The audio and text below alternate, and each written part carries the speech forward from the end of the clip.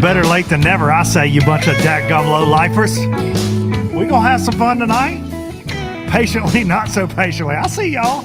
I said 6:15, 6:30-ish. Come on now. It happens every night. Every damn night. And I ain't never No. I mean, I did get the Tito's. I have not.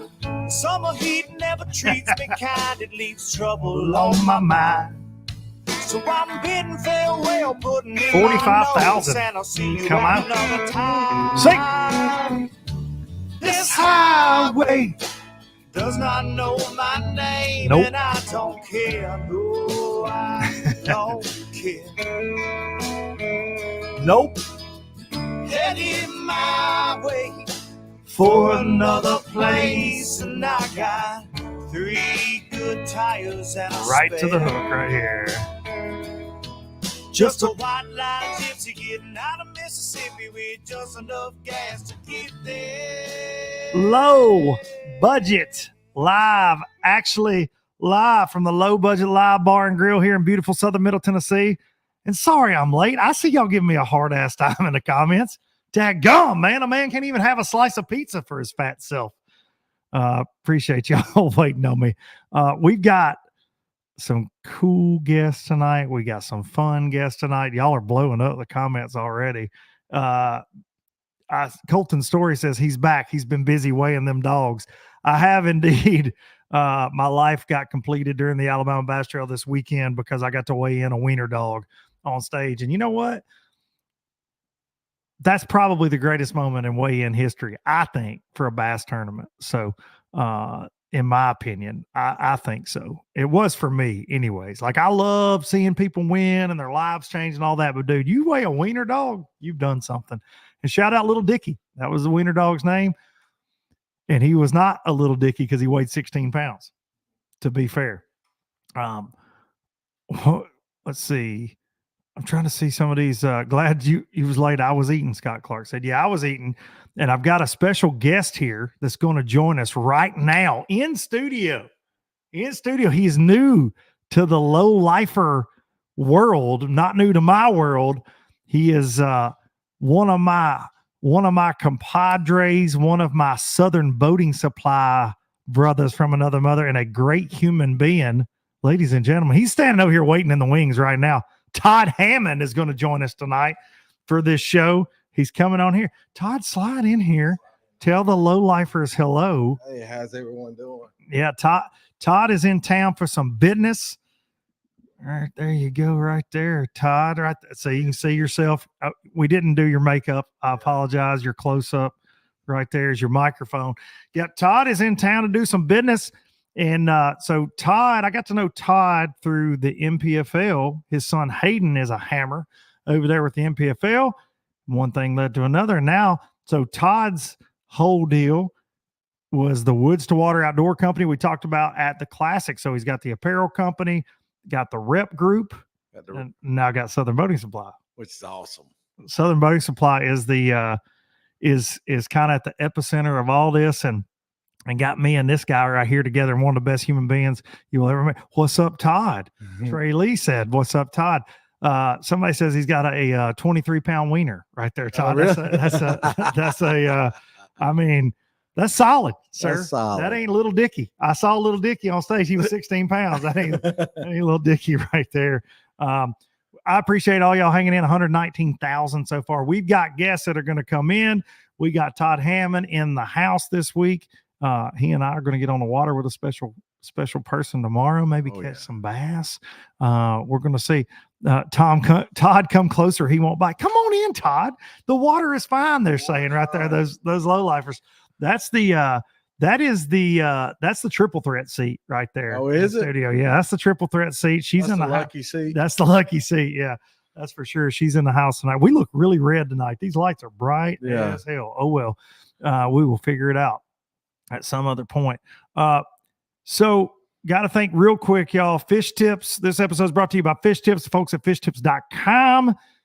Get on there and get you some information. Maybe you're like me, you're traveling all around the place. Maybe you don't want to hire a guide. Maybe you just want to know general information about a lake. You can find very detailed to kind of general information, whatever you want at fishtips.com. Get on there. It's another avenue for guides, professional anglers alike to make some cash. It's a really cool deal. Fishtips.com. Gillfishing.com. Use code LBL gift to save. Actually, you're not going to save anything. My bad. Wrong ad read. LBL gift will get you a gift when you spend $100. See, gill fishing right there. You can get you a rain suit. We wrap some gill stuff out there in life. It is nice stuff. Got some new sun shirts coming. Got a new hoodie coming. Yeah. Putting them on a spot right now. Top of the line. Top of the line. It good as it gets. Gillfishing.com. ProGuyBatteries.com. You can save money with LBL10. I'm all over the place. I haven't had that much Tito's. I promise you. LBL10 will save you some cash. Let them know you're a low lifer at ProGuyBatteries.com on the new lithiums. Bait-works.com. Duncan-10 saves you money there. Y'all know the spiel. You can get them LOB jigs all day long there, amongst other things. And last but not least, hang the banner. Express Boats. The Bassmaster Classic winning aluminum bass boat, the X21 Pro LE is what I'm running this year. They just released that new H20. Check it out, expressboats.com. Express Boats, building excitement since 1966. All right. Here we go. Now we in it. Now we in the show, Todd. We've got all the we got it all going. Thank y'all, so many of y'all, and obviously y'all all aren't here tonight. Over 40-something thousand people watched the James Watson episode. Did you watch the James Watson? I watched it. It was awesome. It was a good time, right? I loved it, dude. Every bit of it, right? Yeah. It was a good time. I think a lot of people thought he would go a little harder in the paint, but this fish boat, and you can see it. These comments are FBD, Fish Boat Docs. People are, it's amazing to see it, like in all the comments everywhere. Fish Boat Docs, Fish Boat Docs, Fish Boat Docs. It came up so many times on the ABT stage. It's amazing. And James is sitting somewhere counting the money from them hats. He's done well. He's done well with the hats. So Nick just said, sure, Luke, that edible is working. I promise you. Now, look, I'll tell you straight up. I'm not a man to shy away from an edible. Nah. you know, I do like an adult gummy bear from time to time, but I have not had one tonight because let me tell you, Nick, how you would know that I had an edible. I'd be like this. Y'all got any Oreos? Yeah. Hey man, that's how you know that I had an edible. We'll be munching, won't we? Yeah, we'd be having Doritos. Trust me, I'm gonna eat something. Oh yeah, I'm gonna eat something on a damn edible. But I do like a damn edible now from time to time. I will not lie to you, low lifers. I'm not above it. Actually, there's a decal on this crappie gummies. It's on the MacBook over here. Todd said, woof. We met them together at the East Tennessee Fishing Show, man. And I like going crappie fishing every night before I go to bed. It says they'll slap the crappie out of you, and they weren't lying at all, were they? I tried to get them to sponsor the show. I begged them. It's the only sponsor I ever tried to beg for. I was like, hey, man, y'all want to sponsor I believe I would. fishing I think I'd pay them to sponsor me, you know. Y'all want to sponsor a fishing podcast? Can y'all tell I ain't in corporate America anymore? Amen, Southern Boating Supply. We're going to get the swear jar up. Ain't it? So Mark Shannon says, haven't found an edible as good as the real thing. Buddy, now listen. Whoo, there's some good ones out there. Some of them that'll make you hear the echo returns. Oh, yeah. I have a friend, he will remain nameless on this show. He tried to kill me at a fishing tournament a couple years ago. I won't tell that story on here. Protect the innocent. But yeah, some of them that hurt you now. Michael Chevy says, so that's how we get to you to shut up. Well, here's the thing with that. I host a podcast, Michael. I'm supposed to talk. You know, I am a talker. I get paid to talk. I'm an MC. I'm a commentator. But yes, indeed. And here's the thing I will tell on myself. Why did we go down this rabbit hole? Damn you, Nick. Yeah. I've never told everybody that I like edibles. So it is how you get me to stop talking. But the thing is like, I think that I'm talking. Yeah.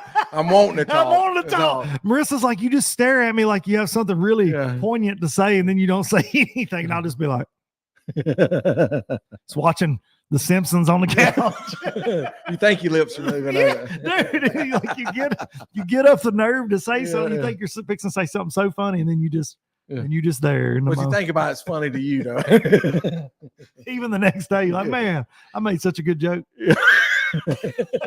And nobody heard it. Yeah. And nobody heard it. No, y'all good, Michael. Y'all good. Man, we went down that rabbit hole. That was not low budget live, but hey, they know I'm gonna be honest. I don't care at all. No edibles around here tonight, unfortunately. Yeah. Because I have to talk. If that doesn't happen, Yeah. when I'm talking. Before we've got a guest coming on just here in a few minutes. Our first guest of the evening. We're gonna have a couple guests tonight. Really excited about it. Todd, there's a lot of craziness going on. There's craziness going on in the sport of pro fishing, and I want to get the low lifers' opinions on this. And first of all, I want to say congrats to John Garrett on winning the Elite Series. No surprise there. I think it's incredible. The rookies are holding court, son. Them rookies are. It's amazing to see the new names up there between, like Koya winning Toledo Bend. Then you got Trey McKinney. Trey McKinney makes the top 10 again. Now you got Johnny Garrett, JT Tompkins. They're all up there in the mix, these young guns. Yeah. And I know we can talk it all day long about forward facing or whatever. Yeah. I've known John Garrett many years. That kid is beyond talented. And I think that everybody expected him to hoist a blue trophy this year, to be honest. Like he's just that guy, and he certainly got it done down in Florida. My thing is, I saw a clip. I want to throw this out there. I saw a clip of an elite angler catching one on a jerkbait. I actually watched it live, snagging it in the belly. It was in the belly. It was in the belly. When it came in the boat, it was in the belly. Now, look, I have used live scope since day one when it came out. It was with Garmin and all that good stuff. So what's our take on that? Low lifers, what's your take on that? When you're sight fishing, it's got to be hooked inside the mouth. Yeah. Man, I throw swim baits at them. I throw jerk baits at them a lot of times. I throw top waters at them when I see them on live a lot of times. Like a fish will get a bait outside the mouth. Like they'll swipe at it. You'll hook them, all that. Mm-hmm. This was in the belly when he lipped it. And I'm like, all right, are we that good? Because, dude, I honest to God, don't think I could snag. Like, I don't think I could. But I'm not that good with live scope. Right. It's not against the rules. Uh-uh. So are people doing this, and will we see a rule change? And do we need to see a rule change? I don't know. Whew. I don't know. That's a tough one. Actually. It's a tough one. And I've heard from some veteran elite guys have texted me about this, like wanting my thoughts on it for some reason. Yeah. And I'm like, I mean, it don't look good. Yeah. I know that. Like, it don't look good. It ain't against the rules. It don't look good. Yeah. Also, again, I see a lot of blobs that I throw my crap by. Yeah. And I've never snagged one on lights, but some of these guys are really dialed. I don't know. Will we see a rule change? What do you think? I think you will with all the stuff that's happened the past couple of years in between it. Do you think it'll be that? Do you think they'll limit it? Do you think, I mean, there's a lot of chatter out there right now, man. There's a lot. Like, it's only, this movement against it is only getting stronger by the day. I will say that. And I think the leagues are listening. Yeah. I do think they're listening more than the casual fan gives them credit for. I do think they're taking notes. Are they going to change something mid-season? Abso-freaking-lutely not. Yeah, they won't. You know, maybe the season is moving away from it a little bit, but they did it down at the Harris Chain a little bit too. I know MLF's going 2 tidal rivers in a row, so maybe they'll catch a break with it there. But Dale Hollow, Jacob Wheeler again wins. Yeah, stacked up. You know, him, Dustin Connell, Alton Jones Jr. making another cut, incredible. But another forward-facing tournament. I mean, it's April. Andy Morgan made a video. He's like, it's April. There are fish on the bed, and they're crushing them out in the middle of the lake. Yeah. Even Andy Morgan himself said he gave in and live scoped a little bit. But, like, the game has changed. Yeah, certainly has. But I do think this movement is, as bad as I hate to say it, it is getting a little traction. I think I do think we'll see some changes after this year. I do too. I think you'll see 2 different things. Forward-facing sonar, one league, no forward-facing sonar. You think so? I think. You think somebody will ban it outright? I think so. You have some insider information? Who you been talking really? about? I don't know. I mean, I like what that Alan Brooks guy did. You know? I thought it was cool. Well, you know, in the saltwater world, we do see it with that the deal for marlin. That's like a souped-up live scope. Right. They can see a mile and all, and they have different classifications now. That's right. So they have 4 and against. So it's I don't know, man. I think I don't want to see it banned. I never want to see technology banned. I've talked about it on here a bunch. I think that banning things in the outdoors is a slippery slope. Yeah. How are you going to ban it and not ban spot lock? How are you going to ban it and not ban mapping? How are you going to ban, I've gone down this rabbit hole so many times. Y'all low lifers hear me. Y'all know. Y'all know this. But that one got me though, because it was straight up in the belly. Ooh. Like it. And again, was it on purpose? Was it not? I don't know. Yeah. I'm not trying to throw that kind of shade out there, but I do think that is pretty interesting. So BPT only listens to Jacob Wheeler and Dustin Connell. Here's what I'll say about that. There have been some anglers upset and leaving BPT. Yeah. Look, dude, I think next year it might just be a Jacob Wheeler and Dustin Connell. Every turn will just be a cage match. Just be them two over Just there. let them battle it out. Just, in this round, Jacob and Dustin. In the next round, Jacob and Dustin. I don't know. And guess what? Boyd and crew, they'll be fine with that. It'll be okay. The people probably still watch Jacob and Dustin just fish against each other every single week. But so far, for those keeping score at home, between Dustin and Jacob, they've won every tournament they've had this year, including Red Crest. They've won all of them. They've won all of them. So I was texting Jacob yesterday, and I'm like, maybe throw the next one. Like, I don't know, to keep from getting tar and feathered. I don't know, dude. Maybe think about that. I don't know, bud. But it's every fish counts format is made for forward facing sonar. I don't disagree with that. I don't disagree with that. But I think that I think it definitely would. I think 5 fish over there would make it a little more entertaining again, because when somebody gets such a big lead, I'm just out on watching it. I love watching fishing. Obviously, watch hours of it. But I don't know. It's hard to say. With forward facing seems to be built for 5 fish too. Yeah, we're catching some of the biggest stringers we've ever caught. So I don't know. I'm trying to get through these comments. Y'all are killing me. Tarpon guys are smashing it with forward. I bet tarpon. I bet that's playing huge, dude. I bet a tarpon on live scope. I bet that would get me excited. God. Seeing that big joker swimming around. That'd be awesome. Feed him a cricket. Come on with it. All right. Why is there other restrictions in bass fishing? Why can't you use a 300 horsepower? Yeah, I see that, Mark. Yeah, I say let them put one of them 500 Mercuries on there. Let's go. Let's see. Hey, I had and I forget who it was, and I apologize if you're watching. Somebody sent me an Instagram message or Facebook and said, what if we did it like a salary cap where you could only spend so much? And I was truly mind blown by that comment. I'm like, that is a damn good idea. That's a great idea. That's a good idea. You can actually control. Okay, you can only spend X on electronics, and then now how you police that, I don't know, because maybe some old boy gets a discount, maybe some old boy pays full retail. I don't know. Maybe they do it off of the retail value of the units. I don't know. But somebody said that, and I'm like, that's a great thought. It's not a terrible idea. Yeah. Not a terrible idea. Speaking of not terrible ideas, we're going to bring a guy on right now that had an idea that's been somewhat controversial at times. And I got to know this fella during the last fall. And the first time he called me, I'm like, I had heard the controversy, and I'm like, we're good. And he goes, no, just hear me out, bro. Hear me out. Yeah.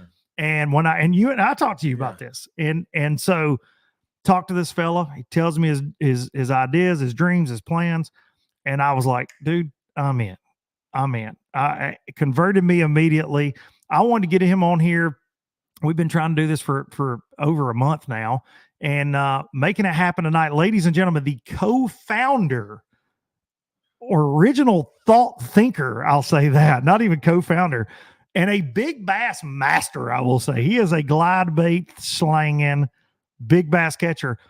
The founder, I'll say, instead of co-founder. He can correct me. He will as well. Of Fish Tips. Ladies and gentlemen, Austin Neary. What's up, dude?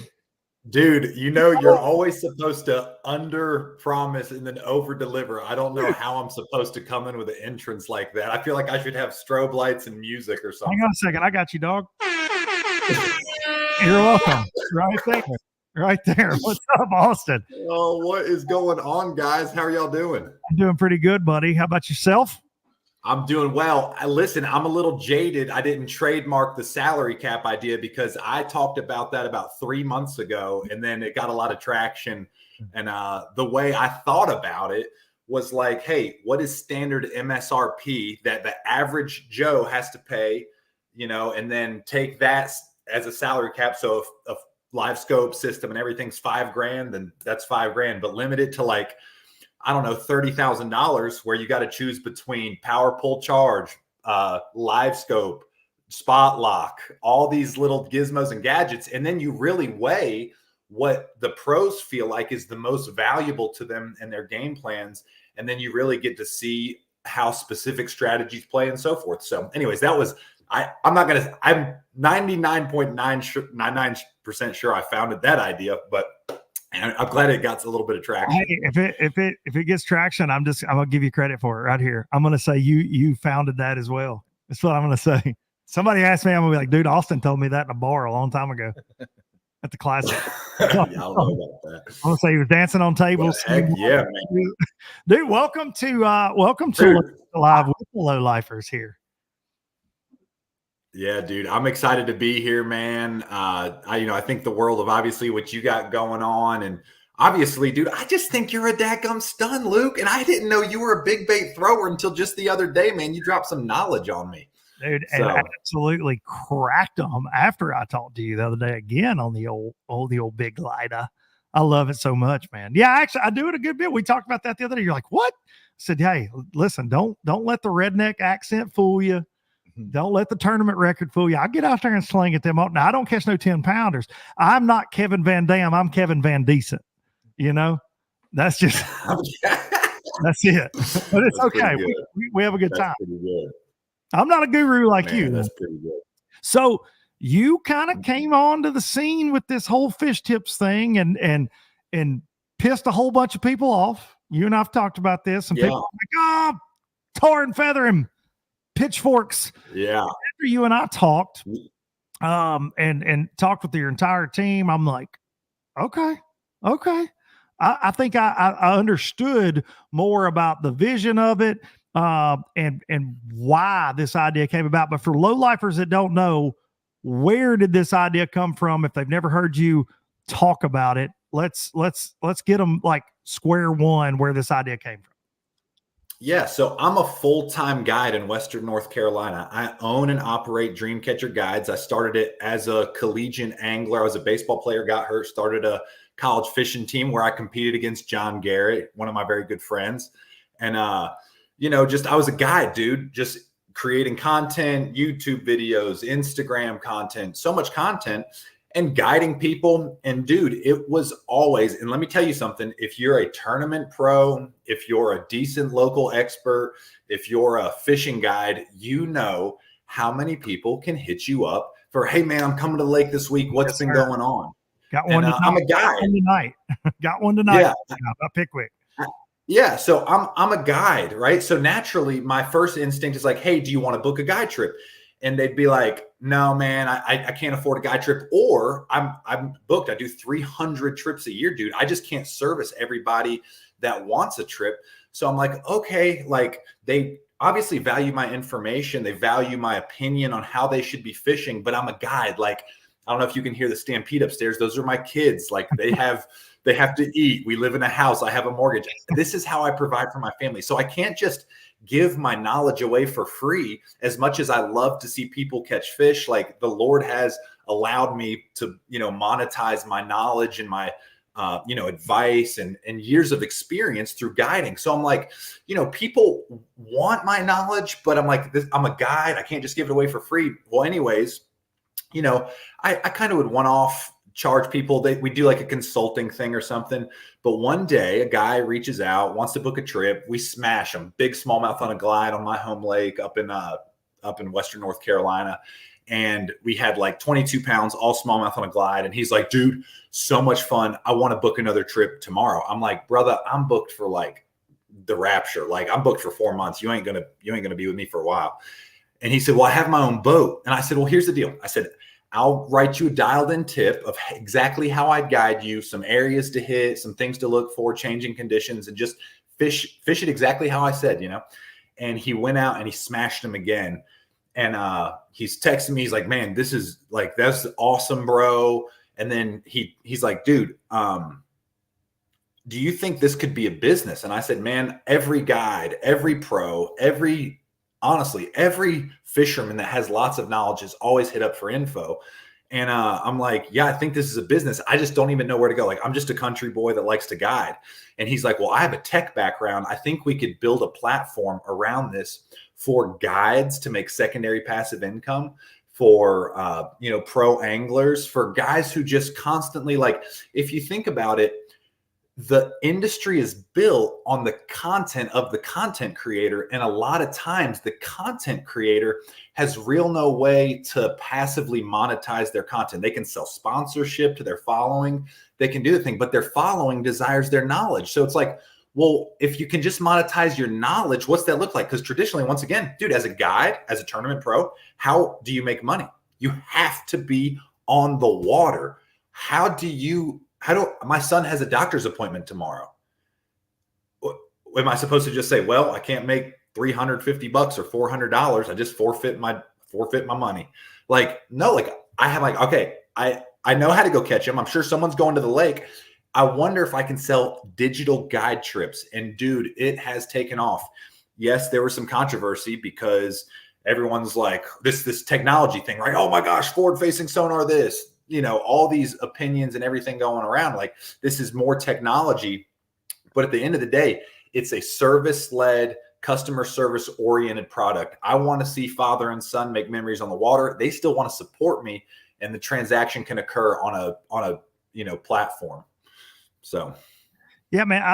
And obviously your passion comes through for it. And I hope everybody can feel that, because I certainly did the first time I talked to you. And something that you said to me, because I obviously with this show, I'm passionate about professional anglers, professional tournament fishing, guides. I have so many dear friends. I've done it myself, but the angle that you guys are actually trying to assist professional anglers to be able to make a better living and guides is not a bad thing.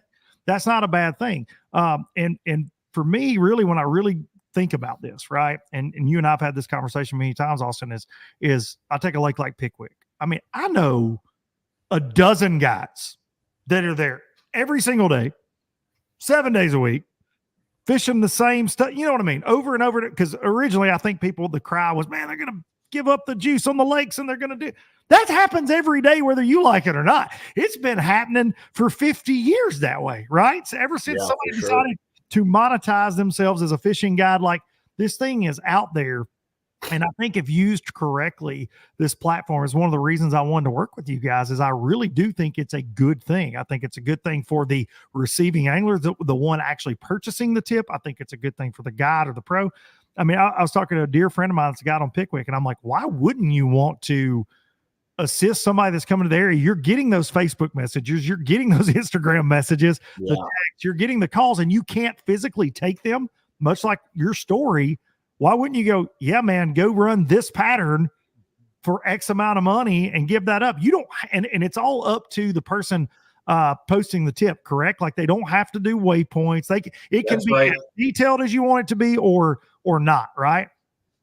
Yeah, I had a great conversation today with David Dudley, who was like, really like, man, what do you guys have going on? And I explained it to him, and he's like, wow, this is really cool. You guys are really, like changing the content distribution model in a way that's favorable for pros and guides. And I'm like, totally, 100%. And he's like, well, he's like, I'm never going to go back to Dale Hollow Lake. He's like, do I give away like exact pockets or creek arms? And I'm like, dude, whatever you value it, however you value it, if you think it's valuable and a customer would want David Dudley's professional advice on how to fish Dale Hollow Lake, create a tip. This certain week, right? Like, it's all that's a very, you're not going to go 3 weeks from now and probably be. So this is the unique thing on the platform that we're starting to see guys do to increase the shelf life of what we call the product, or the digital guide tip.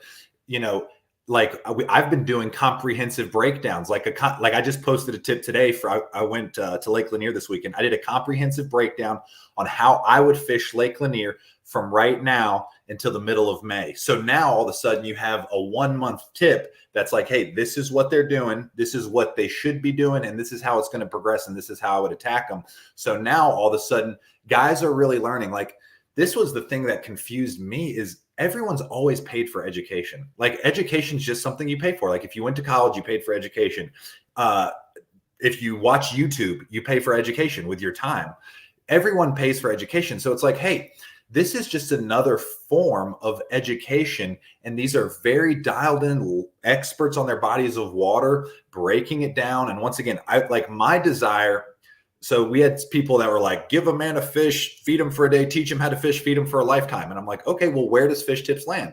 Am I giving a guy a fish? Because Lord knows I ain't setting the hook for him. I ain't casting for him. I ain't bait, like he still has to go figure it out. What I'm offering is as a professional guide, my professional advice on how to, continue to learn and grow and use this to progress as an angler. For so long, I mean, dude, on your show, actually today I talked to Wesley Strader.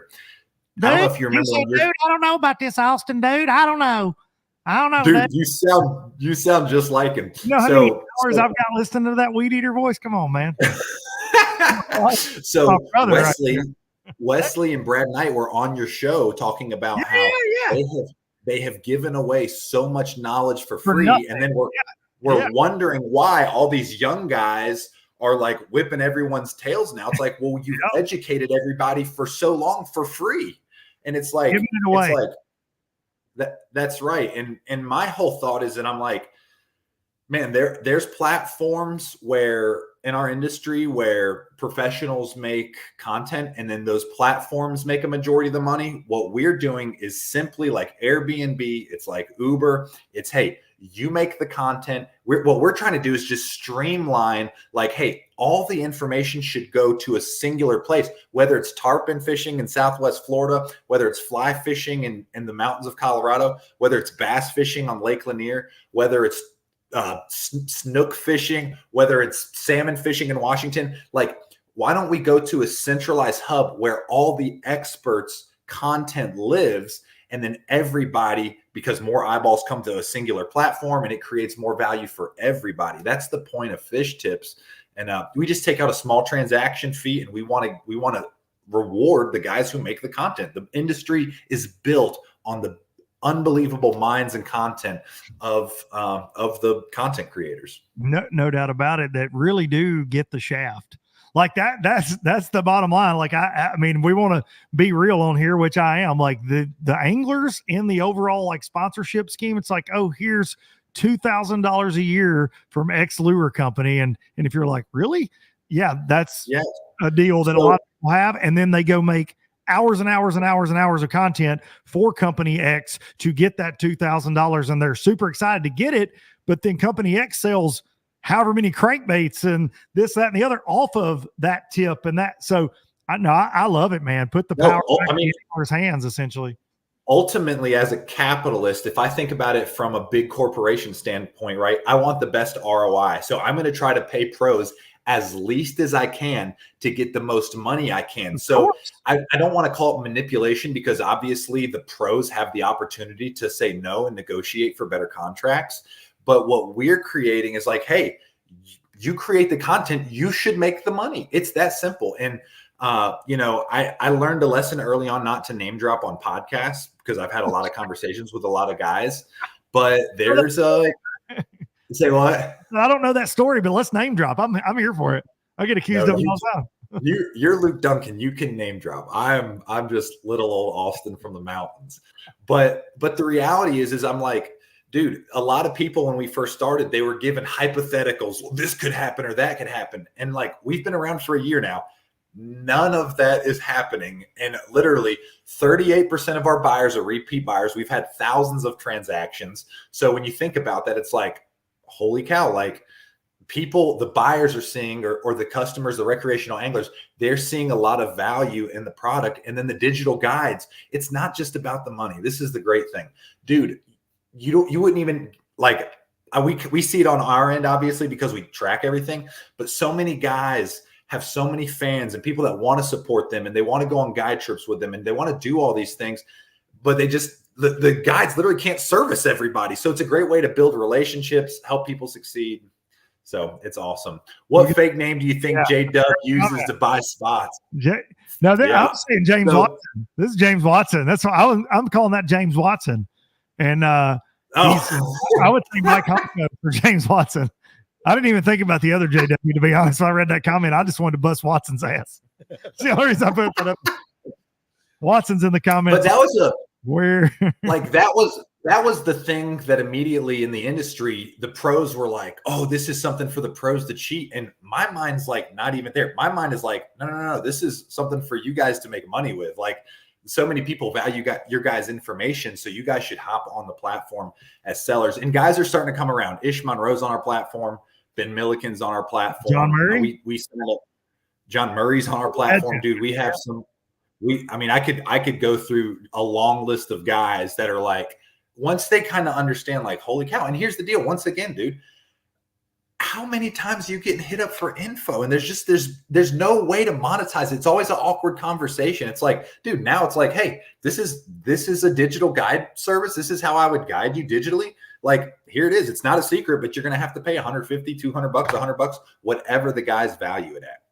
No, I love it, man. And I think so many people, just because the fishing community is really tight knit, it's a small industry. You see a guy at a show, you think you're buds, you kind of talk. But what I think some people don't realize is a fishing guide, like, that's what he does to feed his family. If he gives you that information, he's giving away what he's worked however many hours the week before to gain, right? I mean, so it's not fair, in my opinion, to ask a guy to give you, and it's different if you're super, best buds with somebody, whatever. I get all that, but yeah. I'm saying, like, to message a guide on Instagram and say, hey man, I'm coming to Lake Norman this weekend. What do I need to do? And you're like, well, you need to get in. And I've had people over the years say, well, this guide told me, pay me $500 and come get in the boat with me and I'll show you what to do. And that guy's a freaking jerk for saying that. And I'm like, that's what he does for a living. What if he called you and said, hey man, yeah, whatever your day totally is, so you do that for free tomorrow? Well, no, you're not going to do that. Not in the least. Yeah. So I'll tell you this. I had this happen a while back. A guy hit me up and was like, hey man, what lake were you on where you were doing this, that, and the other? And I'm like, hey man, I just can't tell you that. Like, it's a very noticeable spot. There's a big thing over my shoulder while we're GoProing and stuff. And I'm like, I just can't tell you. And he was like, man, you're a douchebag. And I'm like, what do you do for a living? And he said he's a landscape architect. And I said, well, I'm not going to like call you, have you come to my house, do a whole landscape architecture for free. That's like, right. Would you expect me to want that for free? And he goes, well, I guess not, but you're still a douchebag. And I'm like, well, I'm a douche, but I'm not cheap. I'm like, I would pay you. So, you can't win a lot of times with people, but at the end of the day, like, our whole team really believes in what we have going on, man. I like, when I think about what is the sole purpose of fishing, like I'm a Christian. I'm very imperfect. My God, I'm imperfect. But the great outdoors were given to us to enjoy them and use them for God's glory. Part of using them for God's glory is people like me providing for their family. Other parts of God's glory is making memories and enjoying his beautiful creation. So for me, it's an unbelievable opportunity for both digital guides to provide a great service for people, and fathers and sons and friends. And, dude, my dad and I want to travel the country and go fish. Dude, I don't know where the heck to start on Okeechobee. It's 200,000 acres. Yeah. Thanks, Luke. Hey, Start in the grass. Not to completely interrupt you, but I had a co-angler one time. One of the first Bassmaster Opens I ever fished down there. We draw out. It was like the old days. They would be like Luke Duncan and Jimmy Rogers, at the meeting. Like, they would do the pairings, right? It wasn't a text. I get to go to the meetings, and they called out each boat number and partners. So I get this guy, dude. I've been there for it was no off limits. I've been there like 6 days just hammering, and it was tough as nails. In the fall, this old boy walks up to me. He's never seen the lake. And he's like, hey, man, I'm Jimmy. Oh, hey. And he sees I'm a young guy. I was like 20, whatever at the time. And he's like, you catching them? I'm like, dude, it's pretty tough out there. He goes, I hear they're catching them in the grass. And he's being so unbelievably secretive and thinks he's dropping out. And I said, hey, homie, the lake's 40 miles long and 45 miles wide, and it's all grass. Every bit of it's grass. Where do you want to start? Like, it made me so mad. He was like, hey man, they catching them in the grass. I was like, are they? Are they? Oh man. That's a sidebar that I've obviously never gotten over, never forgot. But this guy was like 60 years old. He was like, they're catching them in the grass. Like I was an idiot for saying, dude, I'm not on 20 a day. I'm not on 20 a day, you know? Throw a dart at a map and you go and fish grass on Okeechobee. I hear they're flipping that grass. Oh, yeah? Are they? Good. Cool. Yeah. Where are they finding it? We're just going to start at the ramp and fish to the other end and see what happens. Oh, man. That is awesome. Freaking love it, man. Yeah. So that's where you start on Okeechobee, Austin. That's a fish tip. Yeah, no doubt, man. But that's it, man. And, you know, when we started, you had like the hardcore guys. They're like, well, go find your own fish. People need to go find their own fish. And I'm like, it's easy for you and me to say something like that because I'm on the water every day. Like I do find my own fish. I love finding my own fish. It's the challenge to me. But like a doctor who's got 2 kids that play travel ball, who has a boat, and maybe he goes once or twice a month and he doesn't have time to go find his own fish. Like he got a day or half a day. Yeah. Hours with his That's right. He has something. You know, he has 4 or 5 hours, or maybe it's a business partner who, man, he likes, he does business. And he's like Adam, our other co-founder, he has a house at the lake and is like, dude, I don't know when I can go to the lake house. It's random weekends, random times. And if I have 4 or 5 hours to go try to make a memory with a buddy or a business partner or something, like I just want to tip in the right direction. And man, there's a lot of people that are willing to compensate experts, professionals, to educate them. So man, like I said, I'm really excited.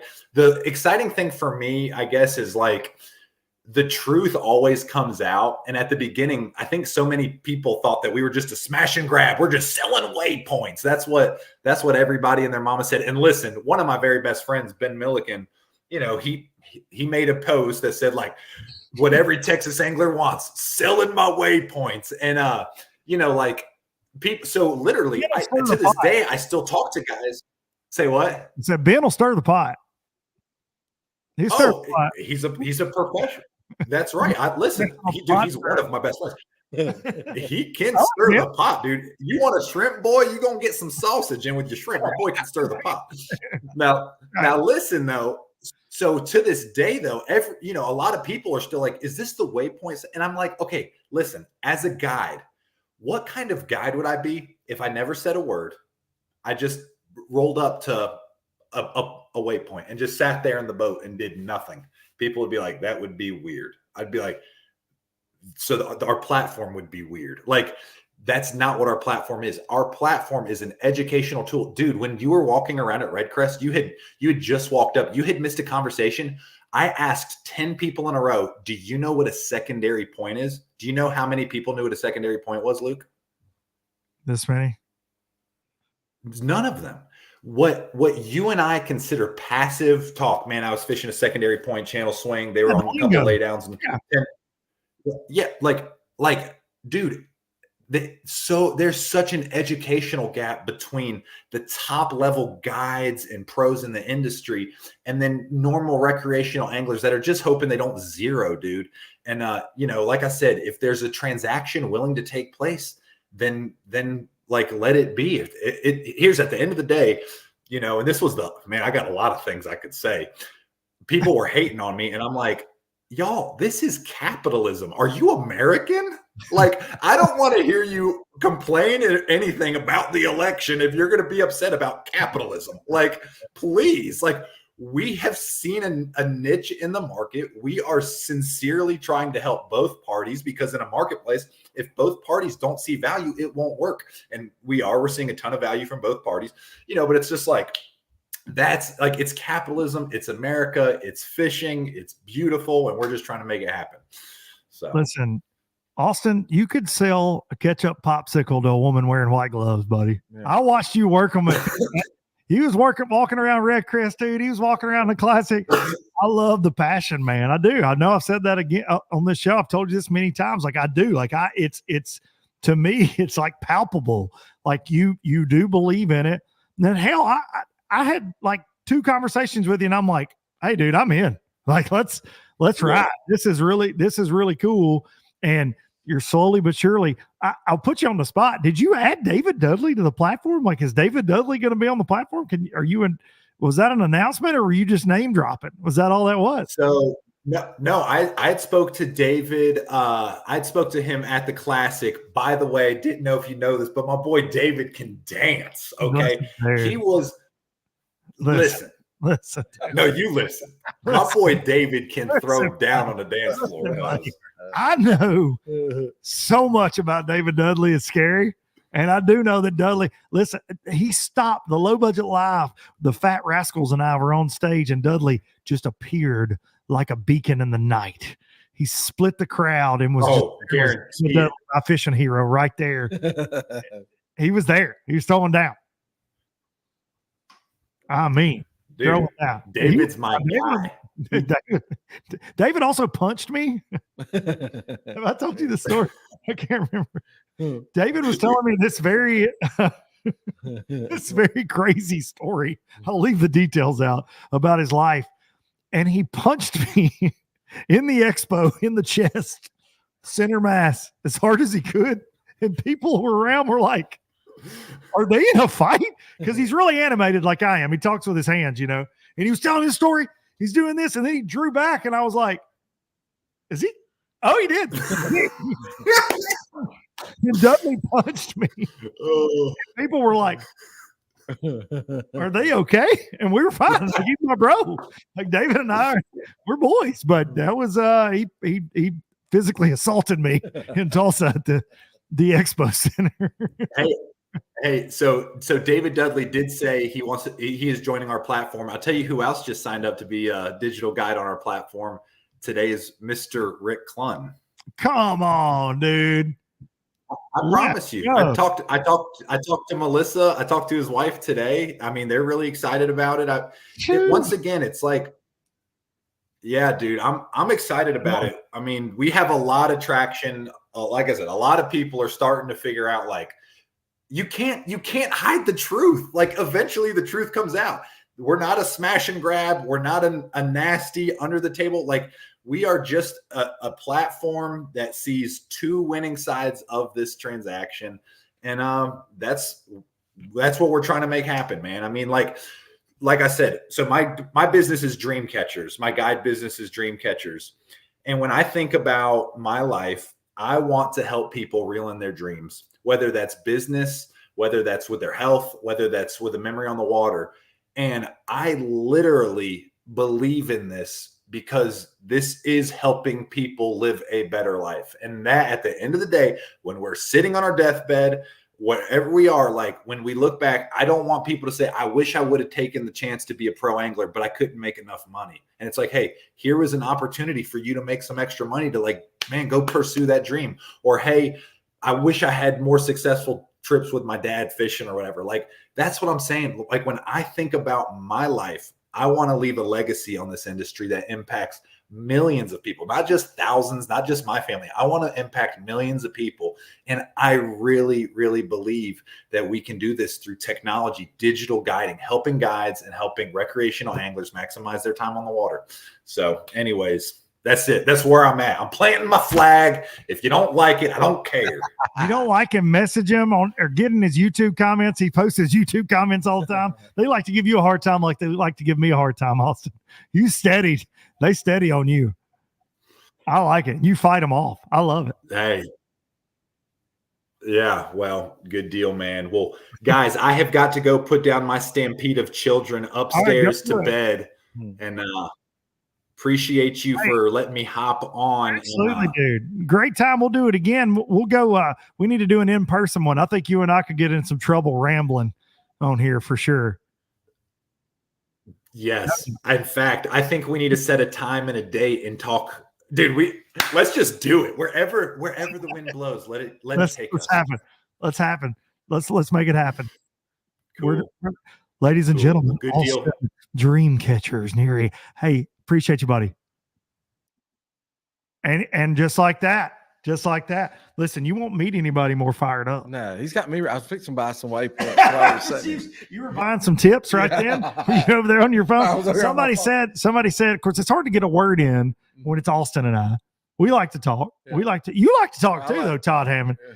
And I saw somebody in the comments. They said, "Is that Luke's bodyguard? Did Luke get a bodyguard?" They missed the intro of the show. They didn't hear the Southern Boating Supply.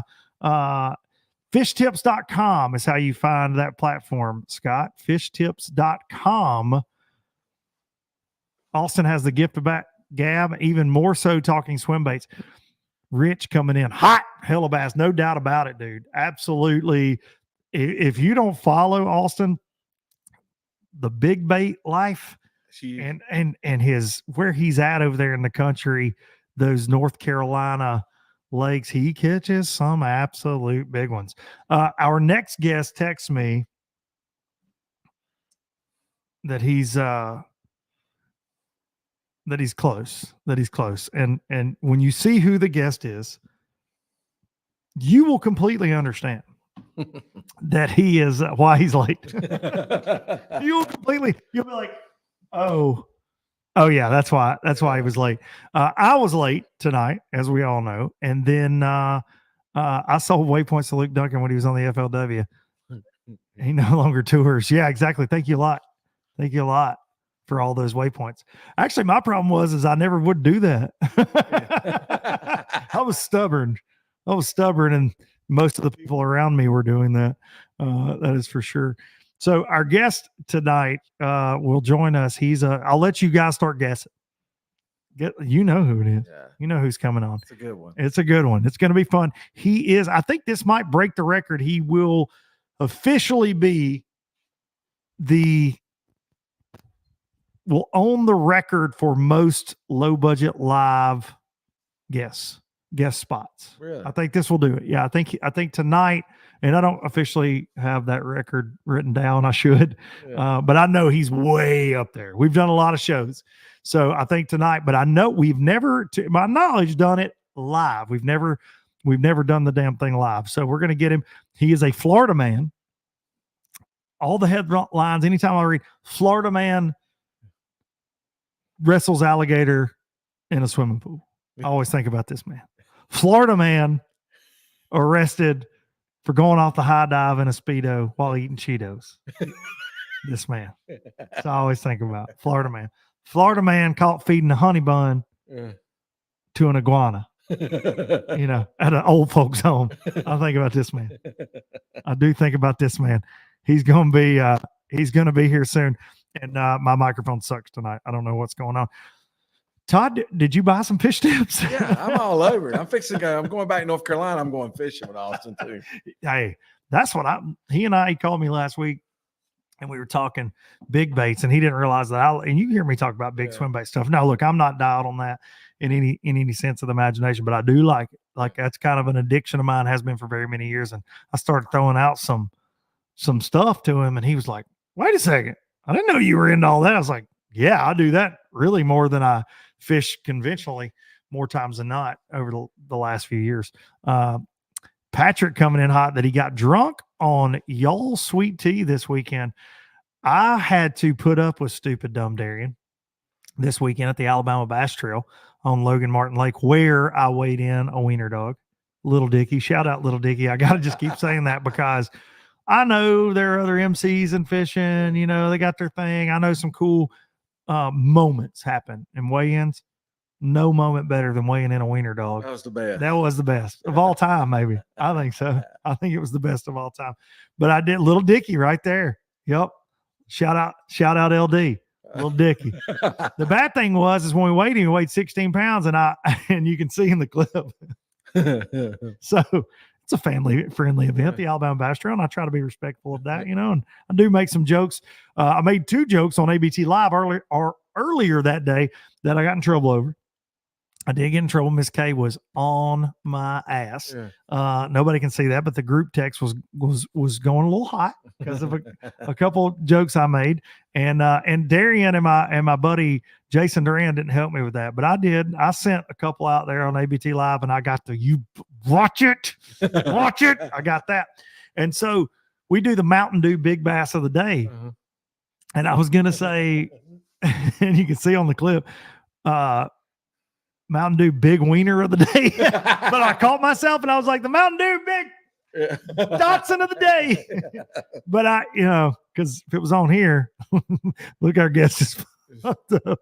Look at I don't have you live yet, but I will in just a second. But then Little Dicky weighed in and it was great. You know who would have enjoyed Little Dicky? Our guest today. He would have enjoyed it. He would have enjoyed that weigh-in experience. This man is undisputed the LBL guest of all time. He's fished the most tournaments of anybody in professional bass fishing. He is the Florida man. He is the man, period. He is one of my favorite people in this entire world. And ladies and gentlemen, as he gets ready for practice at the St. Johns River, he agreed to join us live on Low Budget Live to talk about catching 9-pounders, to talk about redeeming his season a little bit in Event 3. He's had a rough go of it. Ladies and gentlemen, it's time for a Cox Watch. John Cox. What's up, buddy? Man, I had no idea this was live. I thought we were recording this. Oh, no, we're live I feel tonight. terrible. I said that. Here you are. No, you're good. You're good, buddy. We had Austin Neary on from Fish Tips, and Austin talks as much as I do, so you're good, buddy. Oh, okay. Gosh, I had no idea. I'm kind of nervous now. There's 325,000 people watching right now. Oh, wow. Yeah. Perosnik robbed Cox for big bass coming in hot. I'm telling you, I probably told 10 people on the way home, be like, yeah, it was all right. At least we got big fish. And then I saw that pop up. And I was like, do I call back all those people and tell them, I didn't get it? But man, it's crazy. I mean, it was a cool tournament. It was definitely different, but what's going on over there, man? Why does the Harris chain suck now? Because it's I think it's the pressure, and the pressure, and a lot of stuff changing. The lakes didn't look as clean. Like when that grass was growing offshore, all the way out into the middle, it was really able to withstand the, hold the bait in it and everything. And I think, I think they might have just killed a little too much off this go. That's what I've been hearing a lot of that, and I've been to the Harris chain many times over the years, and it's always one of my favorite places, but man, it just seems like it's really stingy now. And the guys call them. I mean, I was cool to see a 10. You caught a 9. Did you catch that one with your eyeballs? I'm guessing. Yeah, I did. Yeah. I eyeball scoped that one. Yeah, eyeball scoped that one. I don't know if it was on a bed or not, but it was like in a hole in the grass, and I was like, I don't remember seeing a log in that hole, and I threw my general over to it, and it ate it. I was like, oh my god, it was crazy. I feel like you have. I talked to you a good bit, and I feel like you have more stories like that than anybody I know in fishing. You're like, oh yeah, and then I was just over there, and I threw that general, and dude is like a 7.3, and then I threw behind the boat, and I caught a 6. I was talking to you at outside at the NPFL championship, and you're like, bro, I had 2 6-pounders chase my general, and I just watched, or my coal shad, and I watched where they swam, and I just threw my general over there, and they ate it on day one. I mean, and that's how it goes sometimes, and that's this season's been like that. It's been like, you go into day one, you're like, I'm gonna win this thing, everything's going right, and then you go to day 2 and you weigh 7 pounds. I think that's happened to me.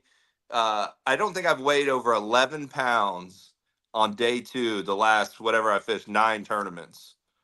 It's just, I don't know. It's like I wake up the next morning and forget, what I'm doing, I guess. You forget where they're at.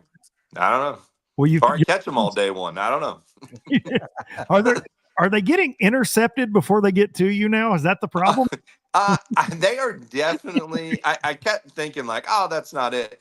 But what I've come to,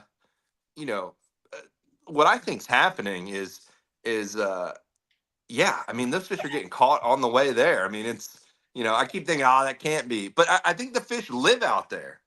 Yeah. And then when they come to the bank, they're either just coming to feed, get some sun.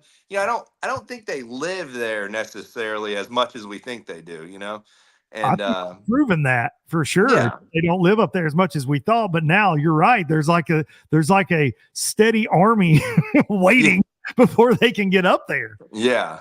Yeah, and I think I mean I don't know what it's going to do long term. I mean, it might be fine, but I feel like they're always moving. Yeah, Like they're yeah. always on the run. There's no safe place for them anymore, which is making you're having to move around a little more. But I don't know. I don't know what's going to happen, to be honest with you. Well, so before the season, you told me you were thinking about we did a show, and you said you were thinking really hard about going to the dark side. You're like, I may go forward facing this year, Luke, and I'm like, don't do it, John. You said it on this show, and you know what?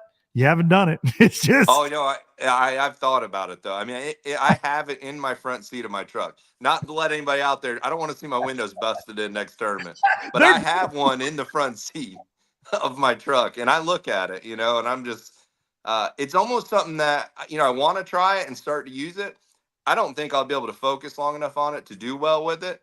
But then part of me too is like, man, once you start doing that, I don't know if there's any going back. I don't know if there's any, flipping into the weeds, swim jigging, stuff that what I love fishing. I don't know if you do that anymore. No, I agree. There's the guys that are all in with it. I think that's what makes them dangerous because it's all they want to do. And I think that's why veteran guys like yourself, or I talked to Gerald about it a lot, or an Andy Morgan, dude, we all, and I'm not putting myself in y'all's category at all, but I'm just saying we grew up fishing a certain way, right? And so it's so hard. Like I enjoy forward facing, but I'll go do it for a little bit, and then I want to go skip a jig under a dock, because that's how I like to fish. But these guys that are just 1,000,000% committed to it, and that's all they're going to do. Right. I think they'll always be better. It's so hard for a guy just to switch up after so many years. Andy Morgan's videos on social media have been killing me, man. I don't know if you've seen them. Like they're brutal, dude. It breaks my heart every time I watch one, I just like, I mean, I feel what he's feeling, and someone like him, he's been able since the 90s. He's been able to just fish off instinct, and just run stuff and make a really good living. And now it's like we're just fighting to get checks, but yeah, he made one at Del Hollow, and I know you saw it, and he's like, I got a check. That's a good thing. He's like, the wind blew, so the scopers couldn't catch him, or I wouldn't have a check. Andy's always as straight up as it gets, man. Like, he's going to give you exactly what he's thinking. Yeah. And it does make me, it makes, and look, I've talked about on this show multiple times. I don't know where I'm at with it. Like you said, I don't know where it's all fitted. I really don't. Like, I enjoy using it. My kids, like, especially my youngest, like, it makes him want to go more. Right. I really do think. But at the same time, I'm proud of the fact that, like, he also likes to go throw a chatterbait, and he likes to go throw a coal shad around and fish the bank too. But it does make him more interested in it, right? Like, it just does. So I don't know. You're catching more fish, I think. I mean, I think you are, or at least that it's like when you're sight fishing and you're seeing a lot of fish, you at least feel like, okay, I'm around them. Yeah, any cast now, So I think that deal, like, you're always seeing something. So it's like, ooh, so I think it keeps, especially a kid, it keeps them a little more plugged in when, even if you only get 4 bites all day, they still feel like there's an opportunity all the time. So I don't know, there's pros and cons. What do you think? Todd and I were talking about it earlier. This is Todd, by the way. I don't know if you've ever met Todd. Todd is my. Hey, Todd. I probably had. I can't really see you that well, but that's you. I think you guys met at NPFL. I'm sure his son Hayden fishes NPFL. Oh, nice. And, okay. Todd is one of my partners in Southern Boating Supply. Shameless plug. Southern Boating Supply. John, you're anchor for quality boat parts. Lawrenceburg, Tennessee, established. Hit us up, southernboatingsupply.com. Yeah.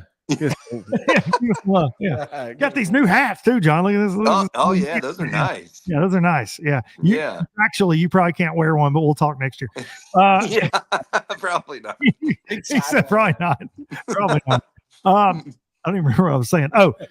Being a sight fisherman that you are, obviously we roll up on one and we snag it while it's on the bed. That's not cool. That's not ethical. That's all that jazz. Right.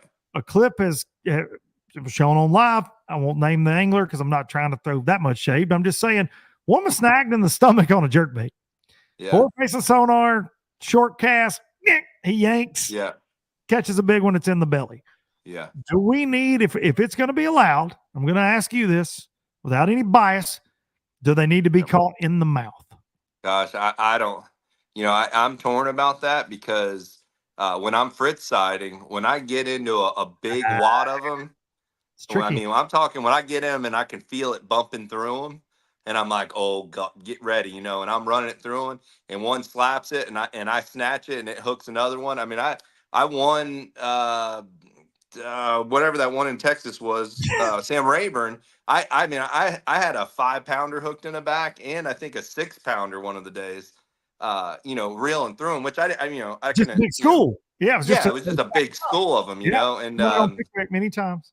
yeah, so I just don't know, but I don't know.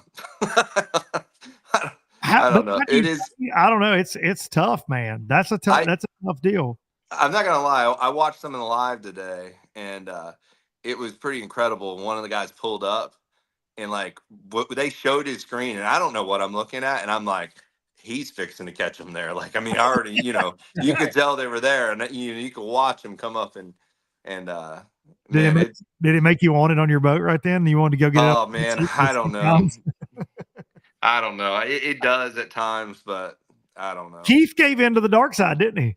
He did, and I just feel like he's all over the place, and like our conversations just aren't the same anymore. He starts talking about fishing, and I'm like, let's talk about something else. Because it's not the same. Is the band going to break up over this? No, it's just not the same. Like, he's a traitor. We're like, oh man, I went and flipped all day and got 5 bites or whatever. And now it's like, oh man, I caught 70 of them today out there on my spinning rod and over 10 feet. I was just like, oh, that's cool, I guess. I don't know.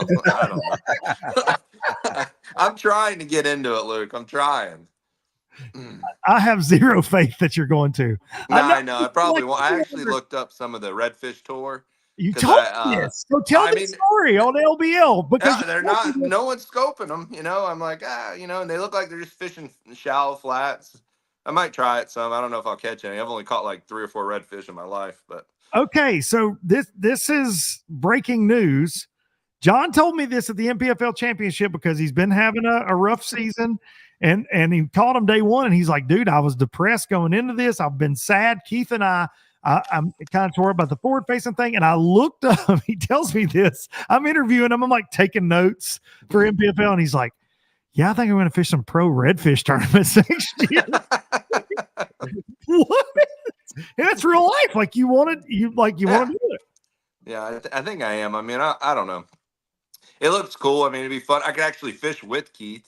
So that might be, I don't know. It might be something to look for next year, Dude, if those redfish guys ever start scoping them, it's over. Yeah. I got a buddy that's a redfish guy down in the Panhandle, Michael Cowart. Shout out Captain Mike in Panama City. And I'm like, they catch them around bridges a lot. I'm like, bro, you got live scope? Yeah, no, like, you should do that. Yeah, they probably will if it hasn't caught on yet. Can you imagine what a 28-inch red looks like on live scope? No. Dude, I think I would like that. I think I would want to go. We should make that our trip. I mean, we need to go on a trip here one of these days. Maybe we'll go over there. Yeah, Captain Mike. Captain Mike catches a lot of big tarpon too over there in Panama City. We need to go with Captain Mike for sure. So are you going, what is it, the IFA? There's several of those trails. Which one are you looking at? Oh, gosh. The one I was kind of most interested in, I think it was, I don't know, it was the one Power Pole was like a big sponsor of or whatever. I can't remember off the top of my head. I've actually struggled to find it again on the internet. But that was when I was showing Keith, like championships, like 125,000. I don't know if that's like over a couple days or whatever. I don't know. I gotta research it a little. I feel like you and Keith would be trouble in a redfish derb because they do catch some sight fishing a lot, and I feel like y'all would be trouble. Yeah, I just think it would be kind of like the old days, like we're setting each other. I mean, I remember when we would have spawning tournaments, and one of us would be like pulling the other one around and being like, "Oh, right here," like it was pretty much the same thing, They're doing the Alabama Bass Trail, and Trace Wendell and I fished the 100s for a couple of years, but commentating them this year and doing the on the water coverage. There's nothing better than a team tournament, dude. Oh yeah, there's nothing better. Like I watched a couple guys sight fish this weekend on Logan Martin, and it's that one dude truly pulling another one around, getting him ready, okay, and then easing the poles down. All right, they're changing baits. One partner's getting as it was funny. We pulled up on this team, and the guy that was doing most of the casting at the fish, you could tell he was a little bit more dialed. That was his deal. And the other guy really didn't want to do it. And it was funny. He was eating a sausage biscuit. Yeah, just waiting. He's just waiting with the net, and he's got his biscuit, and then he's like, "Hey, hand me one of those crawl." Okay, he eases up the bottom. The other guy's up there on his knees throwing it fit, but it was so cool to see how they and it's so. I say it's like a dance almost though. Watching really good teams, like I got to cover the team that ended up winning.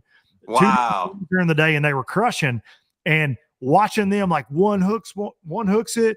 They net, the other dude nets it. Then as soon as he lays the net down, he goes and gets on the trolling motor to keep them fired up. Like watching that whole thing is just so cool to me in team tournaments. And then the fist, nobody's pissed off. No. Everybody's just, it's really cool. That's one thing. ABT, that's like, wow. That's how we all started in tournaments, team stuff. And man, I think so much of that gets lost in pro fishing. I really do, with no team events really.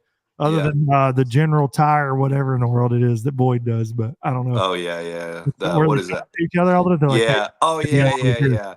Yeah, I was gonna get in the pilot thing, and then I guess they kicked me off it or something. I don't know. You got kicked out because you fished all the other tournaments too. Yeah, they're probably what it was. But it looks cool. But yeah, I talked to Keith about maybe doing the Alabama Brass Trail thing. That'd be fun, Dude, y'all please come fish the 100s. If we don't do the redfish thing, maybe we'll do that, Bro, they pay, so the 100's $25,000 on a Saturday. It's a one-day derb for only 100 boats, and they're fishing next year. They're going Guntersville in January, which will be just a straight slugfest. Right. Eufaula in June, and then Wilson Lake in November.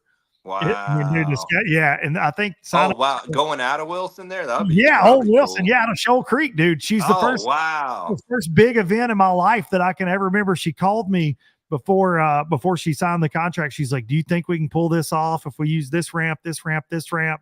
And that's Kay's imagination on stuff. She's taking those 100s to a couple of lakes where she can't take the full 225. Right. And Florence, Alabama signed up, dude. We're going out of Wilson, out of Shoal Creek there at the marina. Oh, that would be fun. Oh, that would be really exciting. Dude, you know me, that's like my home pond. Like I love that lake. It's a great lake. I always fish it a day in practice, and then I'm always too scared to lock. So it's like NPFL. Yeah, that Hayden, Todd's son, cracked him in last year. How many got locked out the first day there? 6 of them got 6 or 8. Yeah. But it would have been a majority. You were in that event. Oh, yeah. You caught them in that event. Yeah. A lot of guys would have been in the top 10 day one, though, had they made it back because they had bags. John, I wouldn't have got a check if that didn't happen. Last day, John come by Hayden. He's like, "Hey, hint, I got to go in for you, but you might want to go to the back there." Oh, yeah. That's right. Hayden was out there throwing that rattle trap. Yeah, throwing that rattle trap at the mouth. Yeah, listening to that country music. Yeah. Oh, wow. I'm like, this boy, he was 17 at the time. I'm like, he don't give a damn. I'm saying, he's just listening he's out there listening to them Morgan Wall, and he's just like, he don't even care, just chunking and whining. Like he said, he's been fishing for 50 years. I'm like, dang, boy's trouble right here. You don't even have a pulse at this point. Yeah. I'm like, he's not nervous at all to have a cameraman with him. What is going on? Wow. So crazy, man. So we got a question. The guy right here says, congrats on the 15th place. And I'll echo that. You're 40th or 41st in the points, dude. Like that's 3 events in. That's fine. Right? You know what I mean? You've been top 10 in the AOI, but like rough start to the year. And it's been a weird year, though. A lot of guys that have been catching them didn't catch them in Florida, which typically happens. We see that. There are a few that kind of did well in all 3, but it's a mashup in the points right now. Yeah, I mean, it has been a very weird start to the year. I don't know if I'm not really fishing as great as having the other ones in the past years. But I don't know. I just I think stuff's changing. It's not a lot of these lakes aren't the same lakes that we're used to fishing, and and the weights are going up. I mean, Harris Chain didn't look that bad, with the weight. It didn't look too bad, but it was tough, man. It was grimy. It reminded me of Harris Chain like in the old days, where it was brutal. So tough. I caught 7 pounds the second. I caught big ones the first day, and I was like, oh, this is great. And then 7 pounds the next day, And then I would have had 7 pounds the third day, but I luckily caught a 9-pounder and gave me like 14 pounds or something, like it just That's a typical wild. Florida bag, I feel like. I That's like some guess. of those old I just, Florida bags too. yeah. Yeah. John, comment on the TAA. We're getting a comment here from Jay. How was that event? Man, I'm telling you. So I got shellacked. I finished towards the end, but man, it was the most fun. I mean, it talking about being back in the team tournament, club tournament days. We showed up. Me and Keith left at like 3 a.m. Drove all the way through the morning. We got there at like 11 or 12 for the ride around. Everybody was hanging out.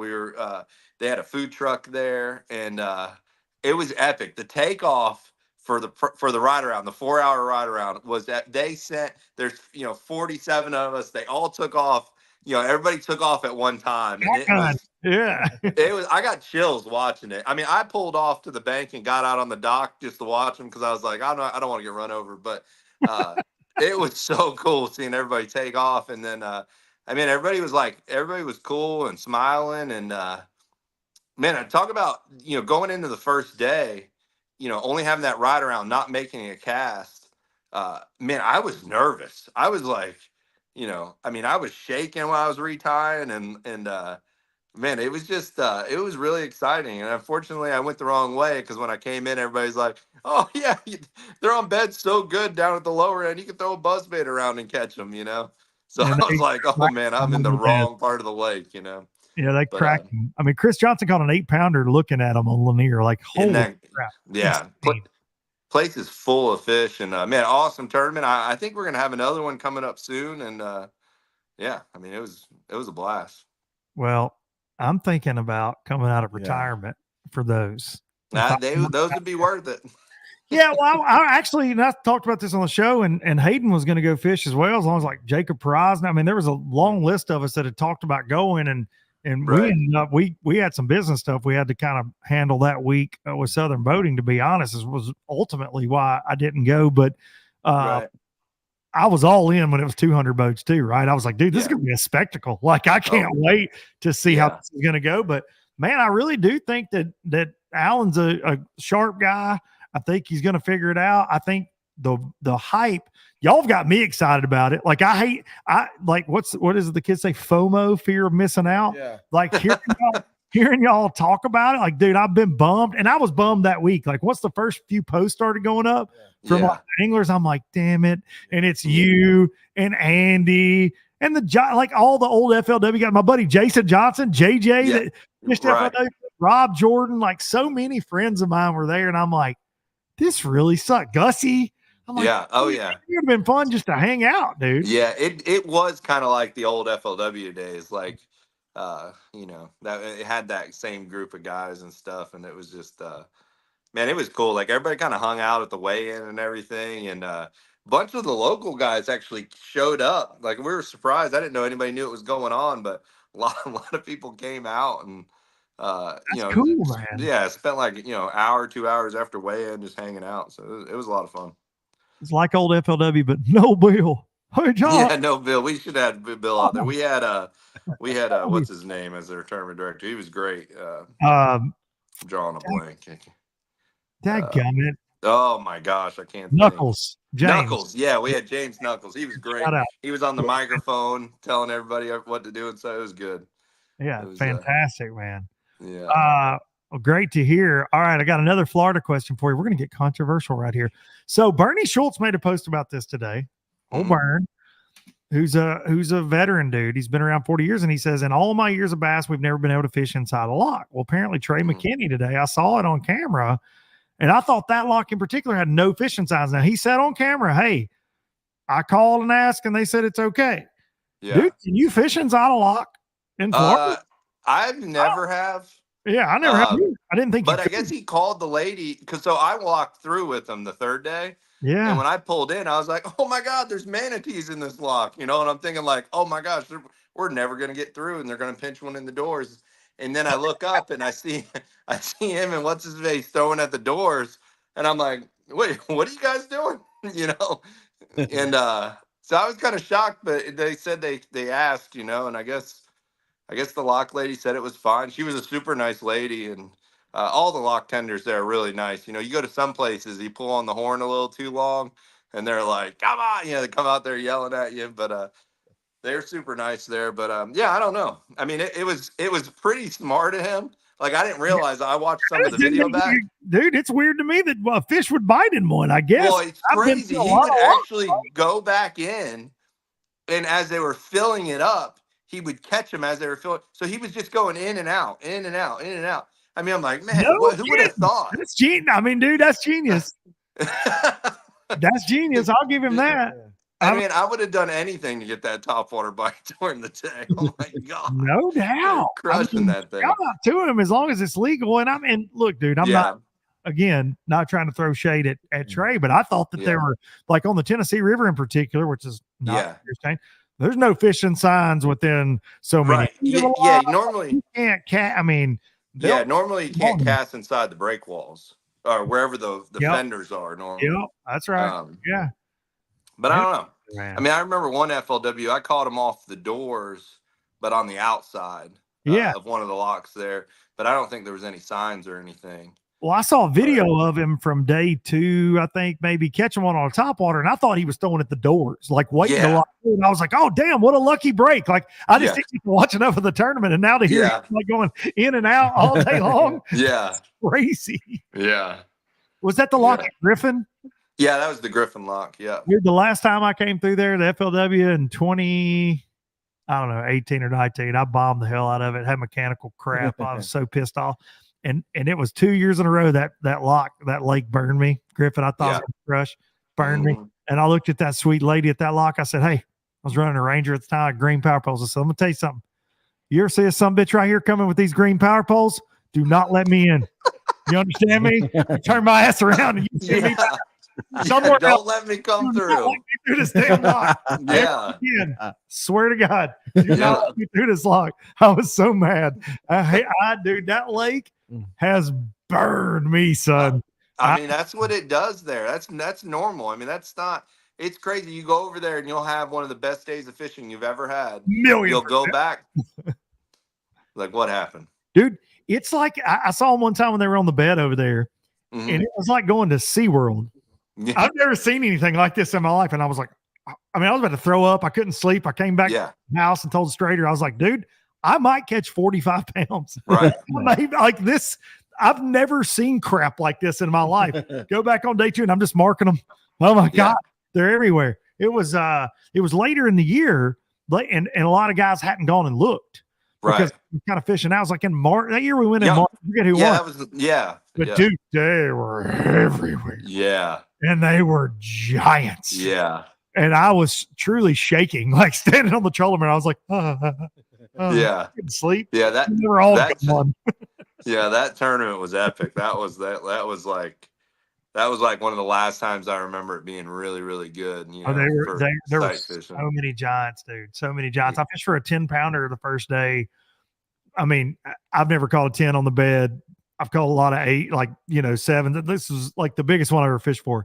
And I found her last day of practice, and nobody in the tournament found this fish. Right. That I saw. Right. I go to it, and there was a local.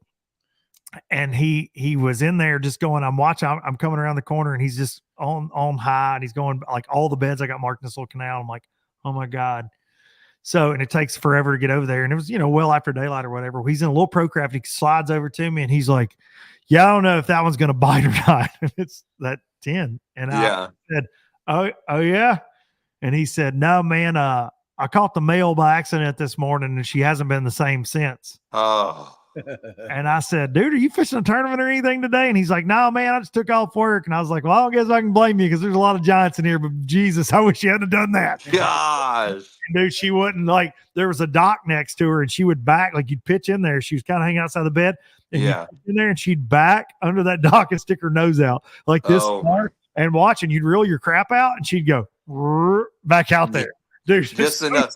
So smart, dude. Yeah. And just enough to keep you staying there throwing. For hours. Hate that. Oh, hate hours, that. Bro. Hate that. Just pulled down like, oh, I'll catch it. I'll catch it. Even if I was just going to weigh 1 for 10 pounds, I was finna catch that one. Right. Stupid, dude. But So was it going down like that at Harris?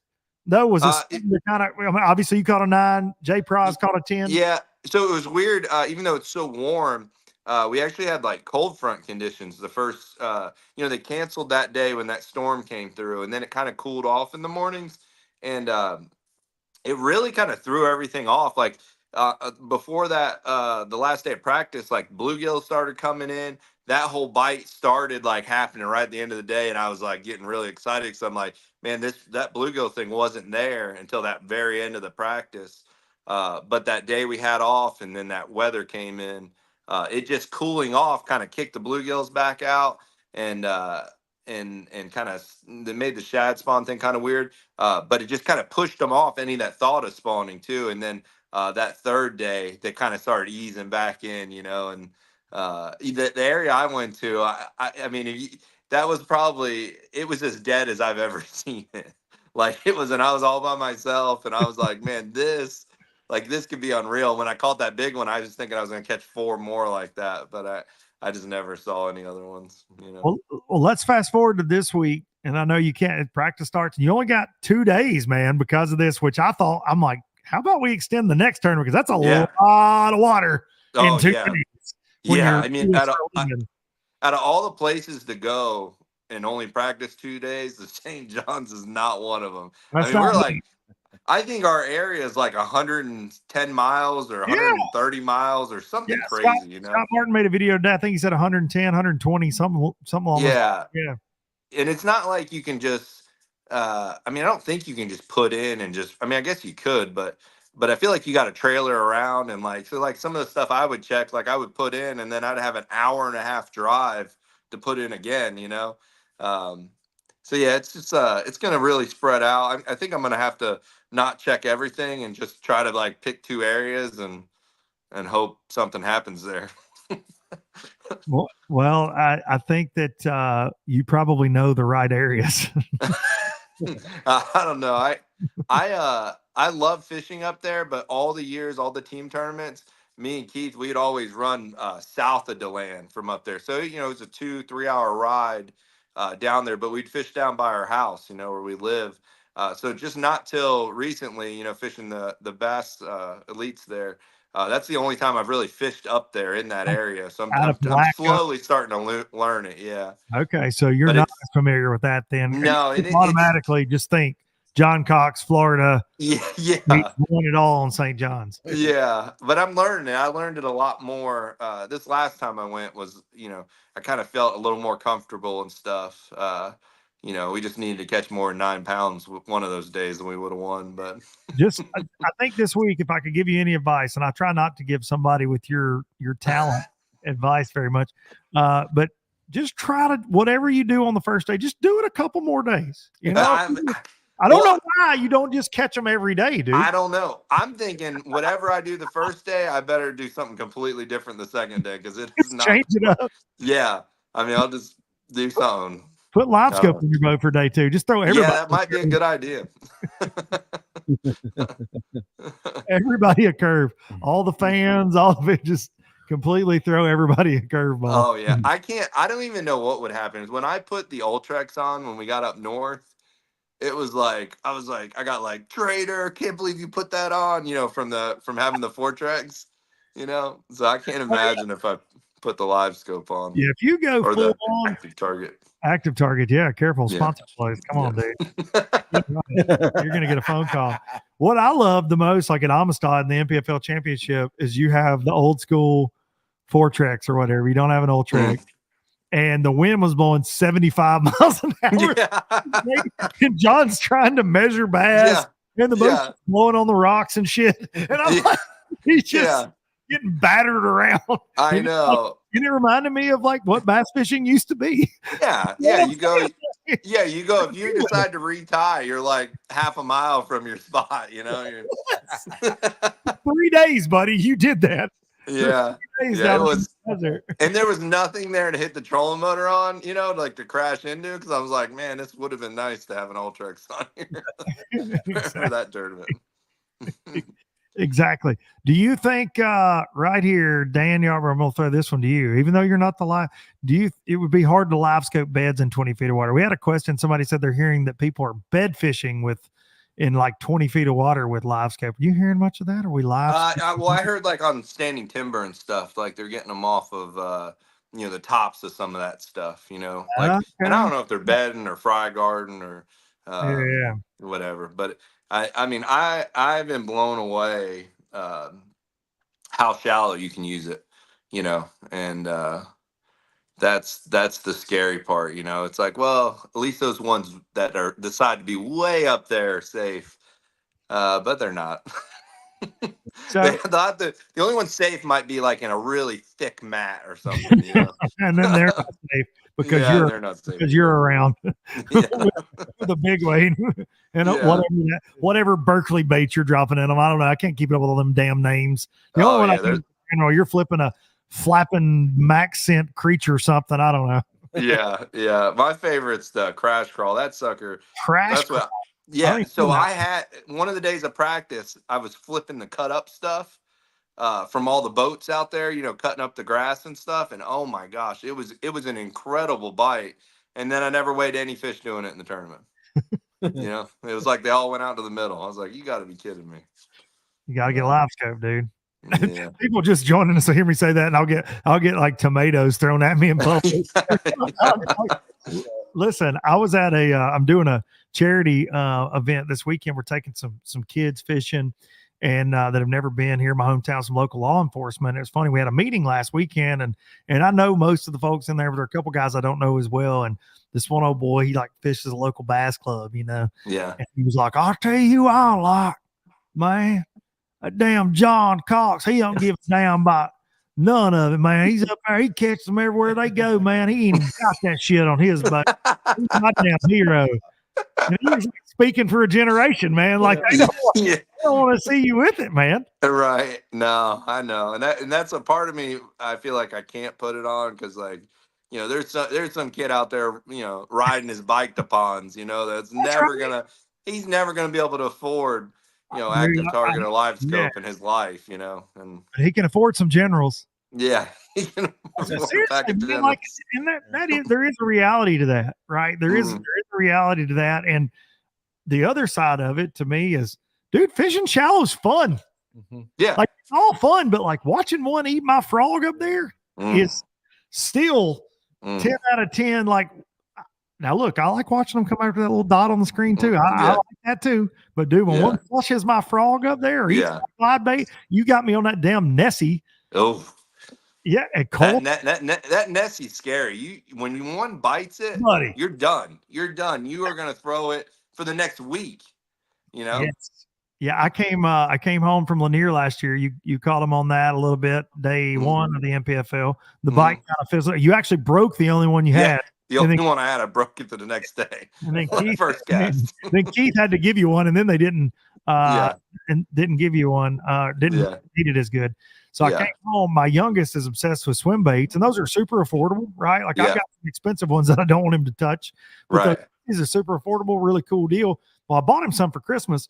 He hadn't got to use them. I've got him some of the. We don't have any of the 5s. We've got like the 7s and the 9s. Yeah. And the 5's going to be really cool too, though. Like for pond fishing for kids. Yeah. I think it's going to be like a fluke almost. It'll get a lot of bites.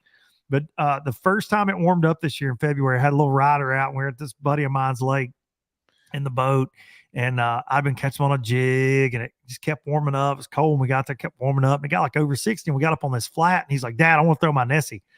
I said, buddy, I don't know. Water temperature's like 52. I'm like, I don't know, buddy. Like, maybe just keep throwing. He's been catching on chatterbait real good. I'm like, just keep throwing your chatterbait. No, I want to tie that on, Dad. Let's tie it on. I'm like, all right. So he ties on the 7-inch, dude. First lay down, we come by. Yeah. Comes that thing over by there, and he's working it really fast. Almost like a fluke, Yeah. One just flushes it. And he catches him like a 4-pounder, and he gets up there and slings it in the boat, and he's like, that was amazing. He created this monster that now that's all he wants to do. It doesn't matter if it's 7 degrees outside or 70. He's like, I got to throw my Nessie, Dad. I'm like, buddy, they don't bite it every time we go. I don't care. I know that bite.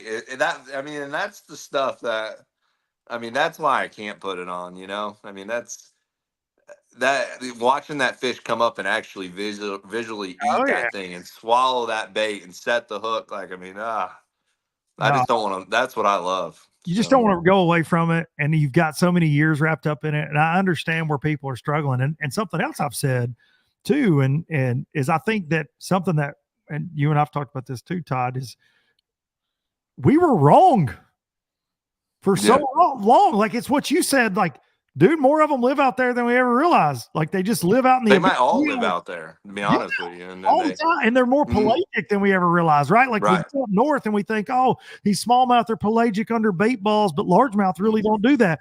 When in reality, it seems like the largemouth do that all the time too. That's just what they do, right? Yeah. It's crazy what we're learning, you know. And I No mean, it's doubt. just, and I mean, I kind of always thought that, you know, where at my old house where I'd feed the fish all the time. Yeah. You know, those fish, you know, you would go down there. There were certain times they were right there on the bank, and then the rest of the time, like when it was feeding time, they would come up there. But the rest of the time, they're out in the middle, sitting on brush or whatever it is. You know, they're in Mhm. that, you know, wherever that water's, you know, that more of that right temperature. Yeah. So that, yeah, so it's just, it's crazy. You know, that I just I don't think there is a group that just lives there, you know, year round, you know. Well, that was always the deal with Okeechobee, right? Everybody's like, oh, it's a fresh batch. It's a fresh Yeah. fish coming in from the lake. Like that's always you were trying Yeah. to, like being from Tennessee, that was always Yeah. what you were told when you were down there by Right. local guys is like, oh man, you gotta look at their color. And if they're super white, they just got here. And oh my God, you've stumbled into the area. And it's rest of the time they just live out there in the abyss. And it certainly seems like that Yeah. was always the case, right? But Yeah. are guys doing that at Okeechobee as much though? Are they out there in the abyss roaming around catching them? I don't know. I mean, that feel like you abyss hear out that. there is, It's I mean, different. out there is massive. Yeah. But I do see it. Like I always remember the McMillans telling me, you know, how they get out there where those rocks go. I guess there's rocks out in the middle somewhere. I Yeah, don't know about any of that stuff, but yeah. how they do get out there and really catch them, you know, in the summertime and Oh, stuff. yeah. Yeah, I've got Um, friends that have talked about that. Good yeah. buddies in that way, yeah. And the McMillans would certainly know. Yeah. And it's crazy. I mean, I mean, so many places I remember fishing, and you know, once you got into the summer months, especially down here, I mean, it was like they just all vanished, you know. And Um, now we know where they all are. yeah. Out there with the crappie. And with the crappie eating the same thing the crappie juice. Yeah. Or eating the crappie. I don't know. I mean, Probably eating those as well. Well, John Yeah. Boy, I appreciate you, dude. Always being up for some low budget live. I'm going to get you a plaque made at some point that says Cox Watch and Melissa. yeah. Oh, that'd be cool. that Yeah, I in can your put it in my trophy my little room here. I can Mo- hang it up in here. most guests. Yeah, look at that. Well, this is my, I got Yeah, this new lovely Dodge Classic hangs behind me every episode. Nice. Cornrow Cox. Right Yeah.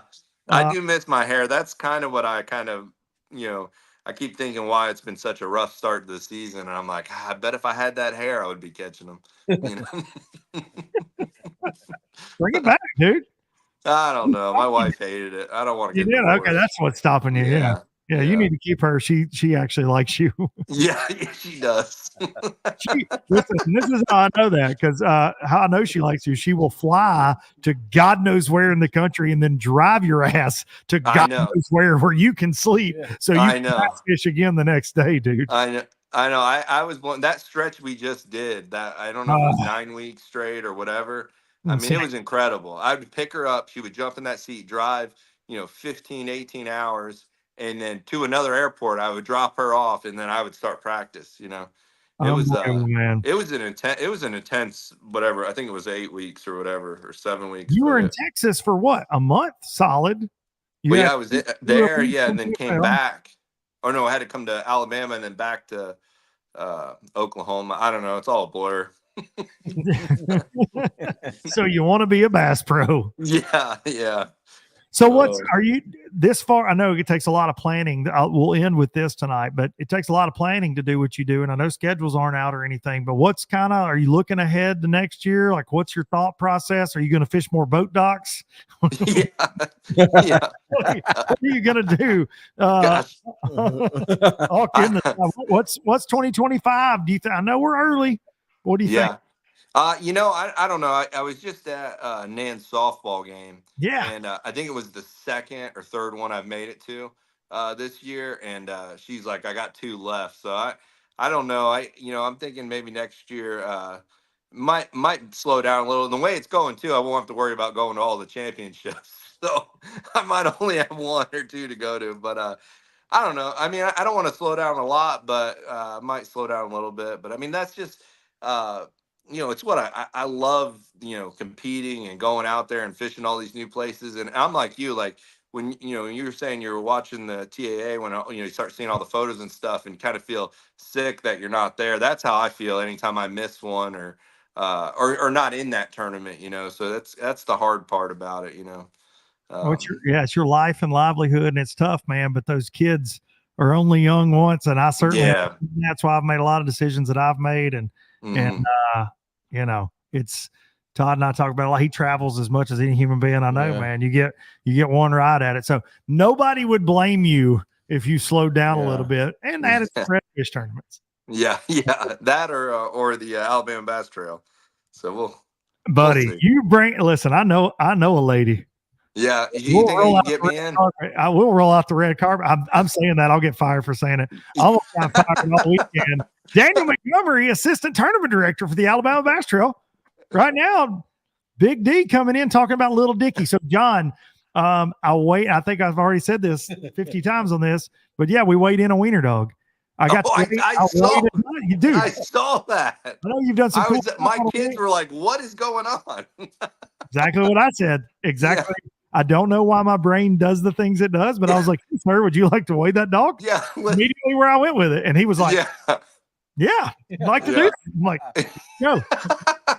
And Little Dicky became a star that day. Little Dicky weighed 16.16. 16. Yeah. That little joker. I heard that. I was like, oh, yeah. Wow.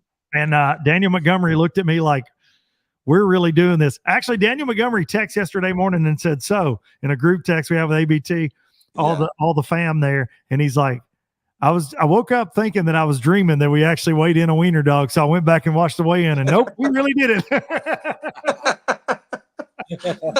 I mean, it wasn't, the weigh-in had been chaotic, man. We had well over 200 limits out of like 218 teams. It was nuts. Wow. Like 6 teams that didn't catch a limit, and shame on them, right? Like I saw, shame on you for not catching, because they were biting. They called, and we had never caught a break. Like the weigh-in was just stack. And right at the end of the day, the last team to weigh is this gentleman with his little dog, and I see him coming, and I'm like, oh my God. Like I was so excited. I don't even remember what he weighed.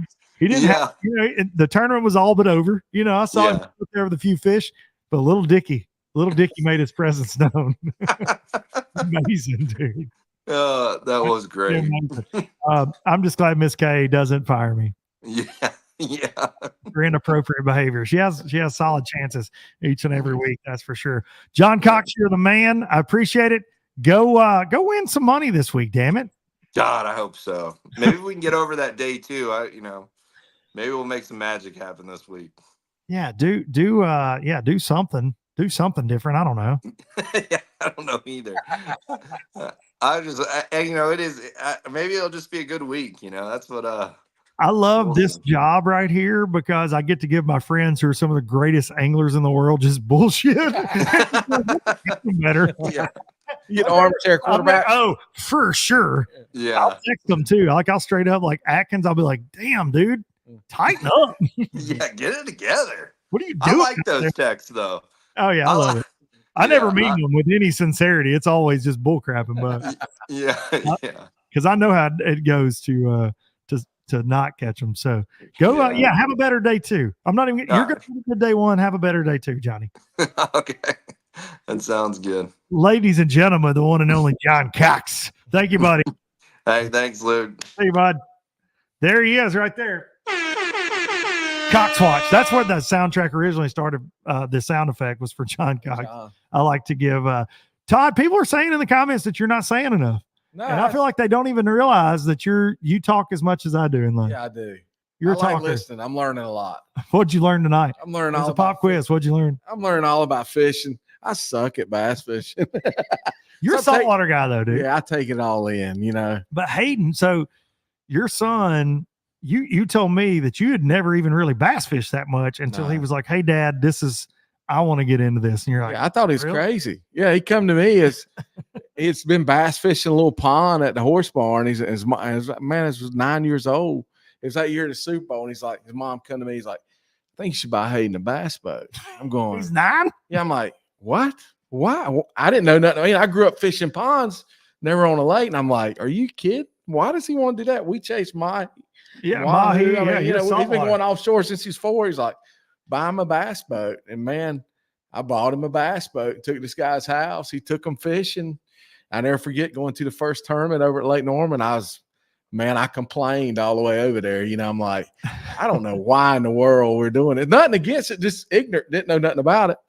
And we get over there, man. My wife tried to kick me out of the car on the way over there. You know, she slammed on brakes. Shout out Kelly. Yeah, slammed on brakes a couple times, get out of the car. But we got over there and it had a big old stage, and actually they won it. And I was like, man, this is pretty cool. It immediately changed. Yeah, it changed. And that night we went out to eat, and I was like, dude, if you're going to take it serious, because I had like a little 17, 18-foot nitro, I'm like, I'll buy you a bigger boat. I'm going to go with you.